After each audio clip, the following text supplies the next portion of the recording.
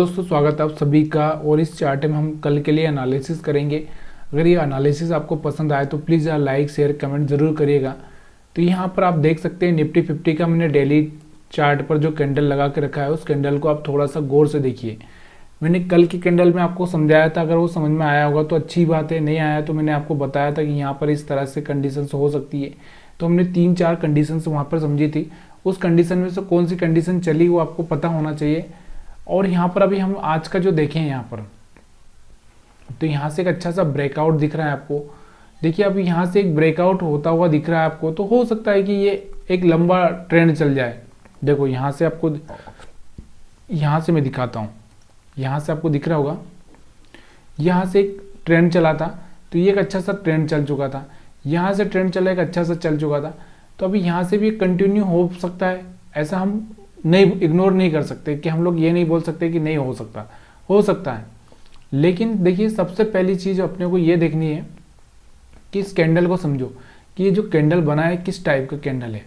तो यहाँ से आपको दिख रहा होगा ये हैमर कैंडल है, और हैमर कैंडल है मतलब यहाँ से मार्केट को और भागने का ही प्लान है। तो इस चीज़ को आपको ध्यान देना है कि अगर मार्केट इसकी गैप अप में ओपन हो जाता है तो मार्केट वापस से थोड़ा सा नीचे आने की कोशिश करेगा। अगर ज़्यादा गैप अप नहीं हुआ या फिर यहीं पर इतना सा गैप अप हुआ तो फिर मार्केट इस तरह से आके वापस से जा भी सकता है, या फिर मार्केट ज़्यादा गैप अप ओपन हो गया तो इस तरह से नीचे भी आ सकता है। और मार्केट यहाँ पर कहीं पर ओपन हुआ तो इस तरह से मार्केट ऊपर भी जा सकता है। और यहाँ पर तो हम लोग इसके नीचे तो मार्केट का हम चांस ले ही नहीं सकते, क्योंकि मार्केट यहाँ से नीचे ओपन होगा ऐसा तो हम बोल नहीं सकते। लेकिन देखिए मार्केट है, मार्केट में कुछ भी हो सकता है, इस बात का आपको ध्यान रखना है। तो अभी अपने पास में ये जो सपोर्ट है, ये अपने पास में एक सपोर्ट है, यानी कि अपने पास में 22,000 का भी सपोर्ट है। इस 22,000 के सपोर्ट से मार्केट इस तरह से ऊपर जा सकता है। तो इसलिए थोड़ा सा तैयारी यही रखो कि इसके ऊपर भी अगर ओपन होता है, थोड़ा सा रिट्रेसमेंट आया और यहाँ से कोई बाइंग दिखे तो आपको बाइंग करना है। और यहाँ से कोई थोड़ी सेलिंग दिखे, अगर स्टॉप लॉस होगा तो आपको सेलिंग करना है, स्टॉप लॉस नहीं होगा तो आपको सेलिंग नहीं करना है। तो यहाँ से ये कैंडल आपको सिर्फ बाइंग का ही बोल रही है, बाइंग के लिए ही मार्केट तैयार है। अब हम इसको बात करते हैं छोटे टाइम फ्रेम में।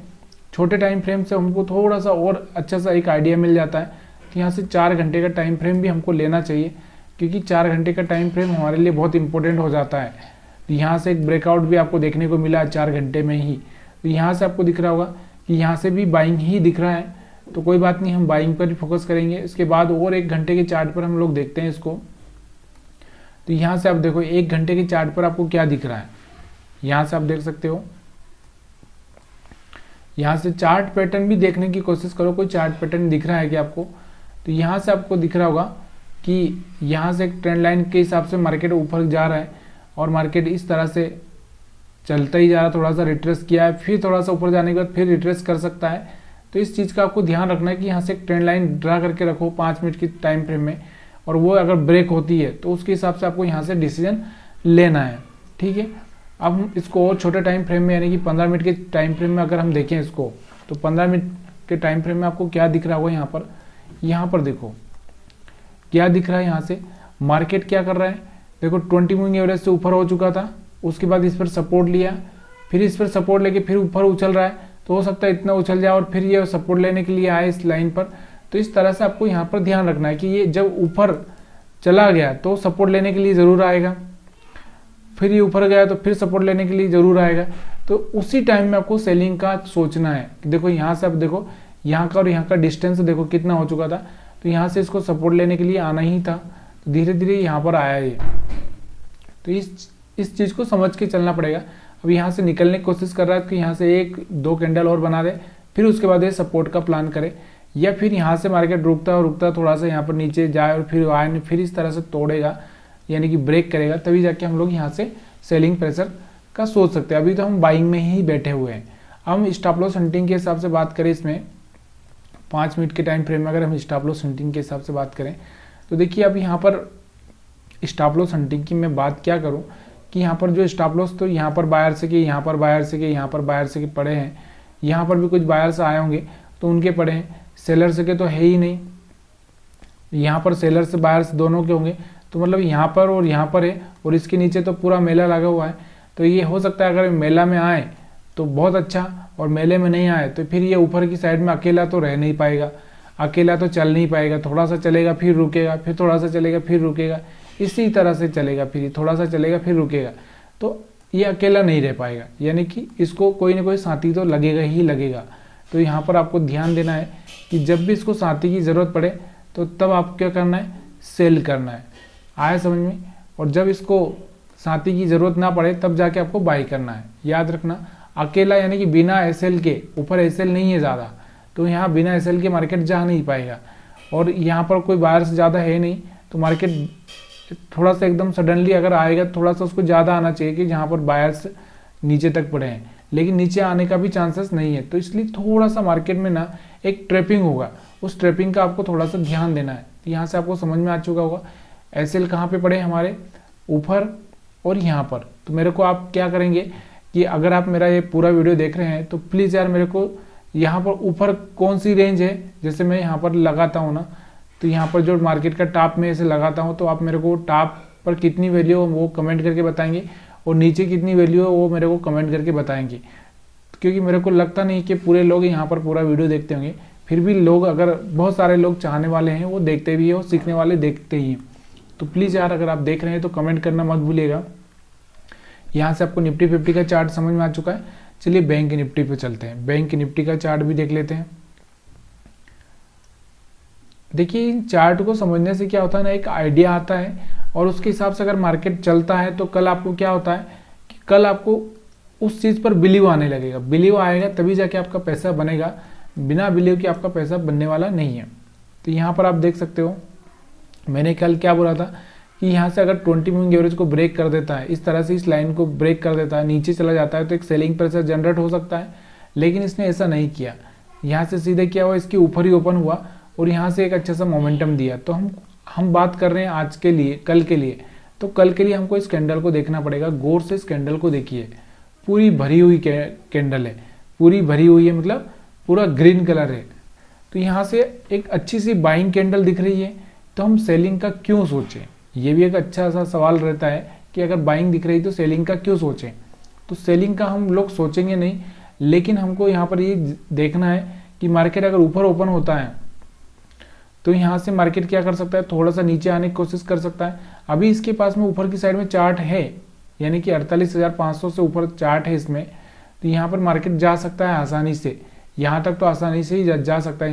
यहाँ तक जाने के लिए इसको ज़्यादा कोई खास मेहनत नहीं करनी पड़ेगी। अगर मैं बात करूँ तो यहाँ से कोई 48,500, 600 700 तक आराम से जा सकता है, कोई प्रॉब्लम नहीं है इसको। तो यहाँ से जाने में ऊपर कोई प्रॉब्लम नहीं है। लेकिन यहाँ पर आपको कंडीशन याद रखना है कि अगर मार्केट ऊपर ओपन होता है तो थोड़ा सा नीचे आने की कोशिश करेगा, लोगों को थोड़ा सा फंसाएगा, उसके बाद में ऊपर जा सकता है। यहाँ ओपन हुआ तो ऊपर जा सकता है, लेकिन यहाँ ओपन हुआ तो भी ऊपर जा सकता है। लेकिन अगर ज़्यादा ही नीचे ओपन हो जाता है तो फिर नीचे तो इतना ओपन होगा नहीं वैसे भी। लेकिन यहाँ पर आपको देखने की चीज़ें हैं कि यहाँ पर सपोर्ट पर ओपन होता है तो थोड़ा सा मार्केट में एक ऊपर जाकर इस तरह से एक वीकनेस दिखाई देगी। लेकिन अगर यहाँ पर ओपन होता है और मार्केट यहाँ से इस तरह से चल जाता है तो यहाँ से मार्केट में एक स्ट्रॉन्ग बाइंग दिखाई देगी। लेकिन यहाँ पर ओपन होता है और इस तरह से रुकता रहता है और फिर यहाँ से कोई नीचे और फिर ऊपर नीचे करता है, तो यहाँ से एक वॉलेटिलिटी होगी और ज़्यादा कुछ हो नहीं सकता। तो इस चीज़ को देखना है, कल मार्केट ऊपर क्या करता है और नीचे क्या करता है, आपको यहाँ से बेटर समझ में आ रहा होगा। चलिए हम इसको छोटे टाइम फ्रेम में देखते हैं, यानी कि 4 घंटे के टाइम फ्रेम में। 4 घंटे का तो वैसे सवाल उठता नहीं, लेकिन कभी कभी क्या होता है ना, ये काम कर ही जाते हैं, इस बात का ध्यान देना। तो कैसे काम कर जाते हैं यहाँ पर हम बात करते हैं। तो यहाँ से आपको दिख रहा होगा एक ट्रेंड लाइन होती हुई ब्रेक होती हुई दिख रही होगी। तो यहाँ से ये ट्रेंड लाइन होती हुई ब्रेक दिख रही है। दूसरा ये जो कैंडल का आकार दिख रहा होगा आपको, ये भी यहाँ से हैमर कैंडल जैसा है। तो यहाँ से ये चीज़ें देखनी चाहिए हर बार आपको कि कहाँ से मार्केट क्या कर रहा है। और यही एक ऐसा पॉइंट है जहाँ से मार्केट रिजेक्शन भी ले सकता है, क्योंकि यहाँ से क्या किया मार्केट ने, हर बार यहाँ से इस तरह से रिजेक्शन लिया, लेकिन इस बार इसने ब्रेक कर दिया है। तो इसलिए आपको थोड़ा सा समझना है कि मार्केट बाइंग जोन में है और सेलिंग का अपने को थोड़ा सा चांस कम है। तो यहाँ से भी बाइंग का ही देखेंगे इसको। और थोड़े से 1 घंटे टाइम फ्रेम में अगर देखेंगे तो 1 घंटे टाइम फ्रेम में भी आप देख सकते हो, तो यहाँ से भी आपको बाइंग का ही मौका दिख रहा है, तो बाइंग पर ही फोकस करिएगा। और अगर हम इसको और छोटे टाइम फ्रेम में देखें, 15 मिनट के टाइम फ्रेम में, तो यहाँ से आप देखो, यहाँ से अगर आप देखोगे तो क्या मैंने कल ही एक वीडियो बनाया है कि मार्केट क्या करता है, ऊपर जाएगा फिर नीचे आएगा, फिर ऊपर जाएगा फिर नीचे आएगा, फिर ऊपर जाएगा फिर नीचे आएगा, फिर ऊपर जाएगा फिर नीचे आएगा। तो ये चीज़ें आपको ध्यान देनी है जब तक इस लाइन को, ट्रेंड लाइन को, इस लाइन को ब्रेक ना कर दे। तो यहाँ से जब इस तरह से ब्रेक करेगा, फिर टेस्ट करेगा और फिर इस तरह से ब्रेक करेगा, तब जाके आपको यहाँ पर सेलिंग का फोकस करना है। तब तक तो आपको बाइंग ही करना है। तो यहाँ 15 मिनट में भी हम देख रहे हैं कि बाइंग का ही एक मौका दिख रहा है, तो बाइंग पर ही फोकस करना है। 5 मिनट में हम देखेंगे स्टॉप लॉस हंटिंग के हिसाब से। 5 मिनट में हम लोग देखेंगे स्टॉप लॉस हंटिंग के हिसाब से। अगर यहाँ पर आप देखोगे स्टॉप लॉस तो कहाँ पर पड़े हैं, यहाँ पर आपको दिख रहा होगा स्टॉप लॉस, कहाँ पर दिख रहा होगा आपको स्टॉप लॉस। यहाँ पर आप देखो कि अगर हम बाइंग की बात करें तो बायर्स के जो स्टॉप लॉस तो यहाँ नीचे तक पड़े हुए हैं, आपको अच्छे से पता होगा। यहाँ से यहाँ पर है, यहाँ पर है बायर्स के, यहाँ पर हर स्विंग लो पर बायर्स होंगे। लेकिन आज हम बात कर रहे हैं आज के चार्ट की, तो आज के चार्ट की बात कर रहे हैं तो देखिए यहाँ से जो बायर्स आया होगा तो बेचारा यहाँ से तो निकल चुका होगा, सेलर्स आया होगा तो इसने निकाल दिया होगा, फिर यहाँ से जो बायर्स आया होगा तो इसने निकाल दिया होगा, तो यहाँ से सेलर्स आया होगा तो इसने निकाल दिया होगा। मतलब कहने का मतलब अगर मैं कह दूँ तो यहाँ पर सिर्फ बायर्स के स्टॉप लॉस पड़े हैं, यहाँ पर बायर्स के, बाकी सेलर्स के तो बेचारे के है ही नहीं, उसको तो पूरा गोल ही कर दिया है। तो सिर्फ बायर्स के स्टॉप लॉस पड़े हैं। तो हो सकता है कि मार्केट अगर बायर्स के स्टॉप लॉस खाने नहीं आया तो फिर उसका जो ऊपर का चाल होगा ना वो बहुत स्लो होगा, मतलब कुछ खास नहीं चलेगा। या फिर वो मार्केट थोड़ा सा गैप अप ओपन दे दे और फिर स्टॉप लॉस बनाने का चाहे और बना के खाए, तो ऐसा हो सकता है। तो गैप अप ओपन दे दे या फिर मार्केट थोड़ा सा मोमेंटम ऊपर नीचे कर दे एकदम, तो ताकि वहाँ पर वो बायर्स और सेलर्स को अट्रैक्ट करेगा। देखो 2 कैंडल ग्रीन बना के वो क्या करेगा, बायर्स को अट्रैक्ट करेगा और फिर सडनली उनका स्टॉप लॉस खा लेगा। फिर जब सेलर्स एक्टिवेट होंगे तब फिर वो क्या करेगा, यहाँ पर कैंडल बनेगा ग्रीन और फिर वो उनके स्टॉप लॉस खा लेगा। तो ये चीज़ें आपको याद रखनी चाहिए कि जो ऑपरेटर होता है ना, वो ऑपरेटर करता क्या है, वो सिर्फ यही करता है कि लोगों को फंसाओ और फिर उनका पैसा खा लो, फिर लोगों को फंसाओ उनका पैसा खा लो। तो यही होता है। इसलिए ना हमारी जो थिंकिंग है ना, रेगुलर थिंकिंग से बहुत अलग होना चाहिए, तभी जाके हम पैसा बना सकते हैं। तो वीडियो देखने के लिए आप सभी का बहुत बहुत धन्यवाद। अगर वीडियो पसंद आया तो लाइक शेयर कमेंट जरूर करिएगा।